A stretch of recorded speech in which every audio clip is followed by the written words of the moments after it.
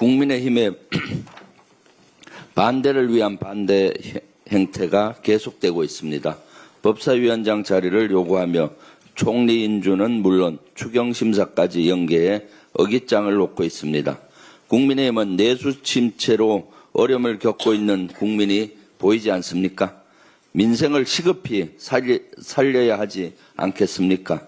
인수위 없이 출범한 새 정부가 하루빨리 국정에 매진할 수 있도록 내각 인선에 협조해야 하지 않겠습니까? 도대체 법사위원장 자리가 무슨 관련이 있다고 그 자리를 볼모로 국정 발목 잡기를 하는 겁니까? 국민의힘은 여전히 윤석열 탄핵 반대 당론을 무효화하지 못하고 있습니다. 내란 동조에 대한 반성과 사과도 없이 국정 발목 잡기에만 혈안입니다. 국민은 안중에도 없는 모습입니다. 지금이라도 내란 세력과 분명히 이별을 고하고 국정에 협조하십시오. 그것이 국민에게 보답하는 유일한 길입니다. 그렇지 않다면 우리 국민은 국민의 힘이 아니라 내란의 힘으로 기억할 것입니다. 이와 더불어 내란 기득권 카르텔에 대한 수사도 빠르게 진행돼야 합니다. 윤석열의 구속 취소와 석방 과정에서 지기현 부장판사와 심우정 검찰총장이 직권을 남용했는지를 내란 특검이 수사하게 될 것으로 보입니다. 늦었지만 다행입니다. 속도를 내주시기 바랍니다. 정치검찰의 이재명 죽이기 조작 의혹에 대해서는 철저한 검증이 필요합니다. 대북 송금 사건과 관련된 핵심 인물인 배상윤 KH그룹 회장이 명백히 밝혔습니다. 당시 경기도와 이재명 지사는 대북 송금과 전혀 무관하다고 했습니다. 정치검찰의 조작 기소는 아닌지 철저한 수사가 필요합니다. 민주당은 관련 TF 차원에서 고발 여부를 검토할 것입니다. 당당히 조사에 응하겠다던 윤석열 측이 특검이 통보한 출석 시간을 일방적으로 미뤘습니다. 건강상의 이유라고 합니다. 정말 끝까지 구질구질합니다. 윤석열 씨, 장께 그만 부리십시오. 반바지 입고 거리를 활보한 것처럼 당당하게 제 시간에 출석하십시오.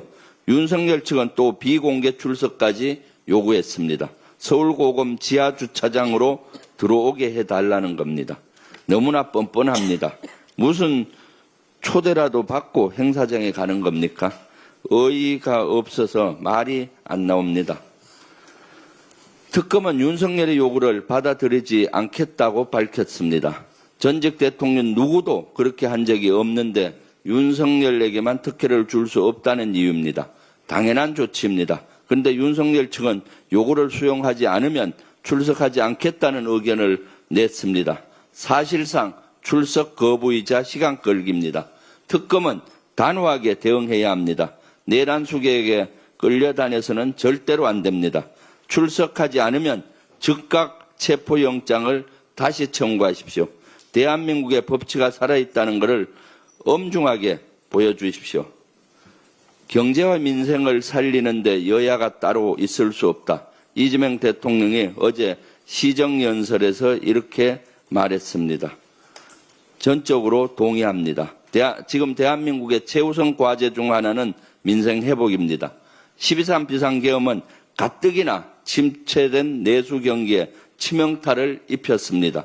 경제가 다시 뛸 수 있도록 정부는 물론 여야가 힘을 모아야 합니다.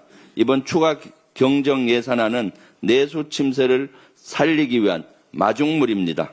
경제 회복을 위한 최소한의 조치입니다. 경제는 타이밍이라고 했습니다. 야당의 협조를 거듭 요청합니다. 한국부동산원에 따르면 이번 주 서울 아파트 값이 지난주보다 0.43% 올랐습니다. 6년 9개월 만에 최고 수준의 상승폭입니다. 윤석열 정권이 부동산 경기 부양을 위해 선심성 정책을 남발했기 때문으로 분석됩니다. 서울시가 토지거래 허가구역을 성급하게 해제한 건 부동산 급등세에 기름을 부었다는 평가입니다. 조만간 정부가 대책을 내놓을 것으로 예상되는데 좀 더 서두를 필요가 있어 보입니다. 아파트 값이 상승할 것이란 기대감에 갭 투자자들이 몰려들고 있기 때문입니다. 이는 부동산 시장 과열로 이어집니다.